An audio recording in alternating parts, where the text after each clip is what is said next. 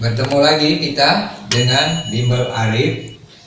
Pada pertemuan ini kita akan membahas tentang contoh-contoh soal tes SKB untuk CPNS dan BUMN ya, yang mungkin adik-adik dan saudara-saudari sekalian yang akan mengikuti tes ya. Tapi kita mencoba dari Bimbel Arif ini membahas ya persoalan tentang masalah tes ini. Tapi supaya channel kita tetap berjalan ya dan berlangsung, kalau bisa jangan lupa di subscribe dan di like. Oke, kita perhatikan di sini ada kompilasi ya, kompilasi satu ya tentang masalah kata-kata sepadan. Nah, ini kita coba lihat dulu, perhatiin supaya kita tidak ini ada kata sepadan di situ ya. Kita bisa melihat virtual. Virtual berarti di sini kita ada sepadan ya. Virtual itu adalah suatu nyata, saya lihat. Nah, ini agresi, penyerangan. Nah, penyerangan ya. Jadi bagi saudara-saudari yang akan ikut diperhatikan, kata penyerangan adalah satu hal yang kesamaan ya, sepadan ya. Nah, kemudian delusi. Delusi ini ada ilusi ya. Nah, jadi ada satu kata delusi ya, di situ adalah ilusi. Kemudian di situ ada faksi. Faksi adalah golongan, berarti adalah golongan ya. Kita perhatiin lagi. Kemudian di situ ada kedap. Nah, kedap itu adalah rapat ya. Bukan, kedap artinya kalau nggak salah itu hampir sama dengan golongan ya. Rapat juga ya, benar-benar rapat ya, rapat. Kemudian di sini pengecualian ya, pengecualian. Nah, saya ulangi lagi, kata sepadan berarti kata yang bersama ya.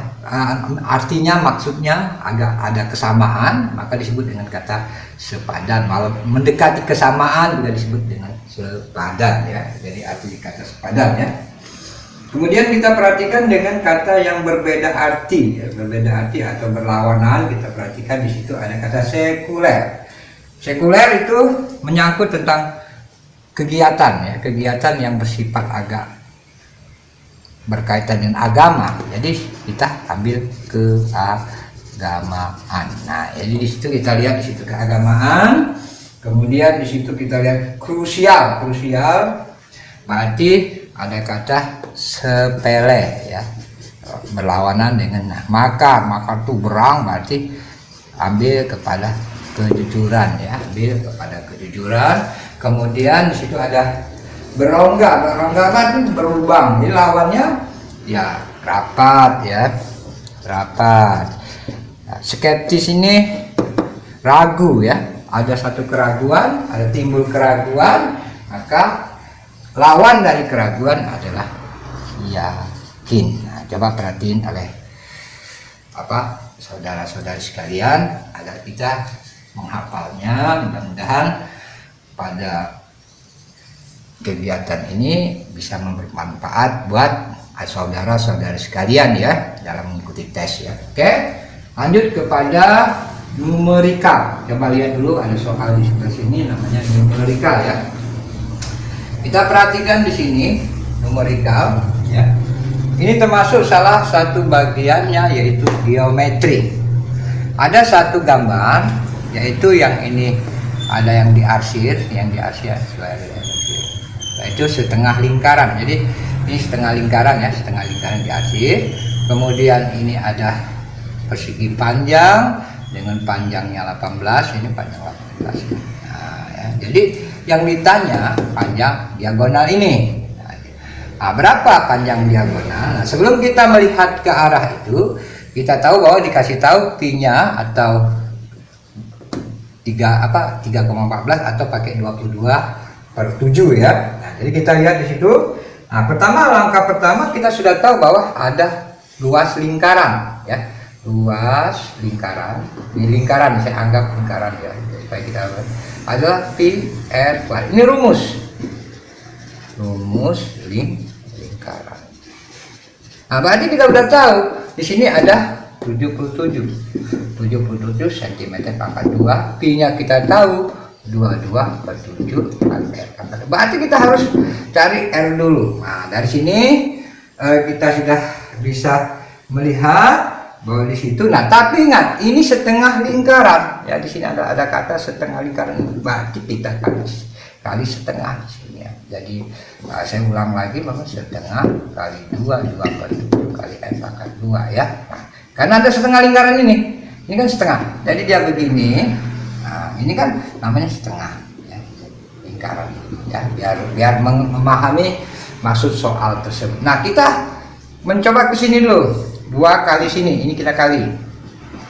Nah, 2 4 berarti 154 ya cm pangkat 2. Nih, berarti tinggal ada 22 per 7 kali R pangkat 2. Benar kan? Nah, jadi sudah kita bisa simak. Nah, coba kalau kita kalikan ini, coba 7 ya, 7 dikali 154 7 kali 4 itu 28, 2, 7 kali 5, 3, 5, 7, 3, 7 kali 1, 7, tambah 3, 10, 10, 78, dibagi 22, yang paham kalau kita, berarti kalau sini 4, 8, 48, jadi ini 17, 9, ini 1, 98, berarti kalau begitu sekitar 49 ya, 9 ya benar. Oke, kita kalikan ini. Nah, ya, berarti dari sini kita kalikan ini, berarti tadi kita kalikan ya 154 kali 7 82 3573 7 kali 1 7 berarti 1078. Oke, dapat ya 1078 cm pangkat 2 22 pangkat R pangkat 2 1078 dibagi 22 ya, berarti R pangkat 2 sama R pangkat 2 dulu ya, sama dengan 49 ya, 49 nih berarti ini ya. Jadi R sama dengan 7. Nah, dapat 7. Nah, tapi kita perhatikan bahwa diameter ini diameter, berarti kan ini R, dari sini ke R. Kalau saya gambarkan begini ulang, saya gambar ulang ya, perhatiin. Nah, berarti di sini sudah dapat kita R-nya, yaitu berapa? 7 ya. Berarti sementara ini namanya diameter. Diameter. Nah, diameter punya konsep, punya rumus. Diameter itu adalah 2 kali R. Berarti dapat berapa? 2 dikali 7 berarti 14 cm. Nah, dapat kita, berarti kita bisa isi di sini 14, di sini 18. Nah, ya. Jadi sudah bisa. Nah, sekarang diagonal itu sering disingkat dengan D. Nah, diagonalnya yang kita panjang ya, panjang diagonalnya panjang. Berarti kita mudah aja, kita akarkan aja, diakarkan 14 kuadrat ini ditambah dengan 18 pangkat 2, ini berarti sama dengan akar. Nah, kita sudah bisa tahu kalau umpama 14 pangkat 2 itu 196 ya, ditambah dengan akar 18, akar 18 itu adalah 324. Jadi akar ini namanya D tadi, yaitu didapatlah akar 520. Kenapa akar dari 520? Yaitu kita ini yaitu 2 akar 130. Bagaimana cara ini? Kok dapat 230? Bingung juga kita ya. Bagaimana ini? 2 akar 130 bagaimana tuh, Pak? Oke, saya akan kasih pendidikan sedikit, tapi mohon maaf ya bagi yang sudah mengerti tentang ini, tapi yang belum mengerti kan bingung juga. 130-nya caranya, 130 ini adalah ini dulu. Nah, ini 2 kali 2 berarti 4. Nah, jadi kalau kita simak ke situ langsung aja gini 500 ya. Paham ngerti di sini? Caranya kok jadi akar begini, Pak? Nah, jadi bisa saya ajarin teknisnya. Oke? Paham dikit ya? Oke. Sekarang sudah pada soal yang pertama. Nah, kemudian kita masuki adalah ada soal lagi tentang masalah yang kedua. Ini contoh yang soal kedua. Nah, ini soal kedua. Kita lihat di situ. Di soal kedua itu ada segitiga sama kaki. Nah, saya anggap aja ini apa? Segitiga nih ya.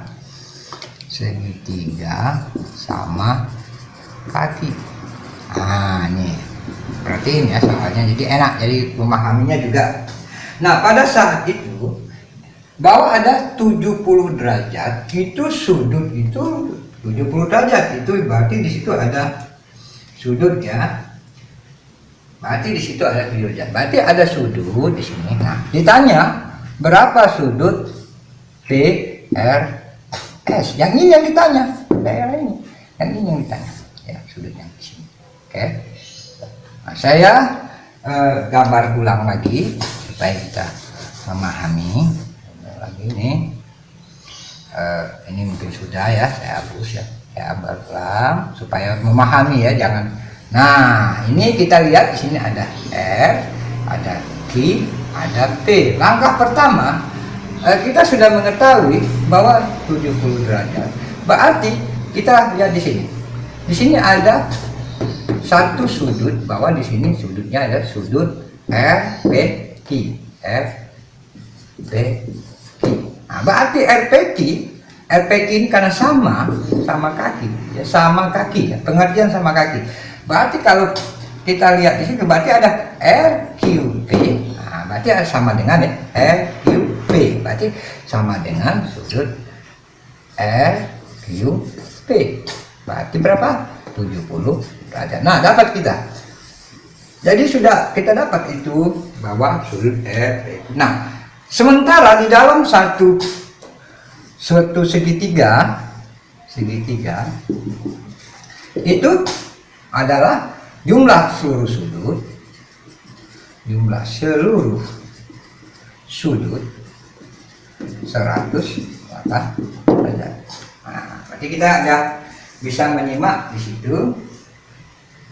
Nanti sudah kalau begitu kita bisa bahwa ada satu ini, berarti kita langsung berapa sudut yang di situ, berarti kita bisa di sini. Berarti kalau di sini umpama sudut RPQ dengan RQP 70 derajat, berarti sini 70 derajat.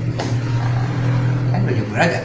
Nah, sekarang kita jumlahkan kedua sudut ini. Berarti kalau kita jumlahkan, berarti sudut RPQ ya ditambah sudut RQP, berarti berapa kira-kira supaya kita bisa berarti apa untuk PRS itu rumusnya. Saya ambil rumus sendiri ya, yang teknisnya mungkin di buku berbeda, tapi saya punya rumus sendiri bagaimana Anda bisa cepat mengambil satu kebijakan. Ini kan saya bilang segitiga jumlah seluruh sudut 180. Tulis aja 180 aja. Dikurang ini sudut RPQ berarti 70 ditambah 70. Nah ya, kalau pikir ya berarti sudah tahu ini kan sama dengan. Nah, jadi kita berapa sudut yang di sini? Kita bisa tahu berarti 180 derajat. Udah paham kira-kira dalam soal ya itu. Nah, kita kembali kepada soal yang lain tentang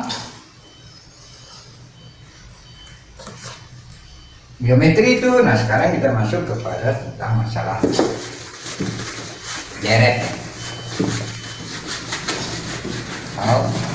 Ya kita tambahin ilmu pengetahuan ya. Arit, saya hapus, tapi tetap namanya arit matematika. Ini tetap kita pelan-pelan kita terus pelajarin ya. Sebaiknya Anda subscribe, jadi kita akan selalu bertemu, kita akan selalu berjumpa terus untuk terus membantu memahami persoalan tentang masalah soal tes ini ya. Oke. 6 dan angka 12, 10 saya tulis, ada 18, ada 16. Oke, kita perhatikan di situ. Pertama, langkah pertama kita ambil dulu caranya adalah kita lingkarin dulu. Kita lingkarin umpama angka 6, 12, 18. Ini lingkaran pertama. Nah, yang kedua kita peta yang kedua.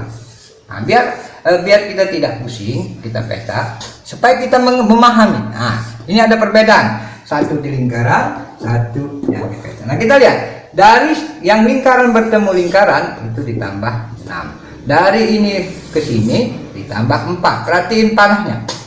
Jadi nah, kemudian berarti ada satu bentuk 6 ditambah 4. Berarti kita perhatikan, berarti ini pasti 12 ke 18 juga pasti ditambah 6. Ini juga pasti ditambah 4. Nah, berarti kita mengetahui yang berapa di sini, kita sudah bisa ketahui. Berarti ditambah dengan 6. Berarti yang ini 18 ditambah dengan 6. Jadi berapa di sini? 24. Oke, salah satu pembelajaran yang harus kita sepakat. Jadi 6, 12 kita lihat ya. Nah, kemudian ada lagi umpama 11, 14 ya, 18, 23. Oke, kita perhatiin di situ. Kita dari sini kita lihat 11 ke 14 itu ditambah dengan 3. Perhatiin ya. Kemudian 14 ke 18 dulu. Ini saya rubah ini 14 tambah 4. Nanti kemudian 18 ke 23 tambah 5. Berarti polanya itu ada plus 1. Benar kan? Kita perhatikan itu adalah plus 1 kalau kita simak di situ. Nah, jadi kita bisa memahami berarti kalau itu pola ke sini. Nah, berarti kan bisa kita mengetahui berarti ditambah berapa? Ini tadi kan karena 2 urutannya ya, urutan pola ya. Urutan pola 3 polanya ya. Kan ditambah 1 4. Larinya ke sini. Kemudian 4 ditambah 1 kan jadi 5, larinya ke sini. Berarti yang ini berarti 5 ditambah 1 sama dengan 6. Oke, berarti di sini berapa? 23, 29. Nah, ini saya ajarin. Mungkin di buku juga ada, tapi mungkin Anda belum memahami, makanya kita bantu untuk cara supaya Anda secepat mungkin bisa memahami masalah aritmatika ya. Nah, oke, selanjutnya kita lanjutkan lagi dengan hitungan yang bentuk lain. Saya hapuskan ini.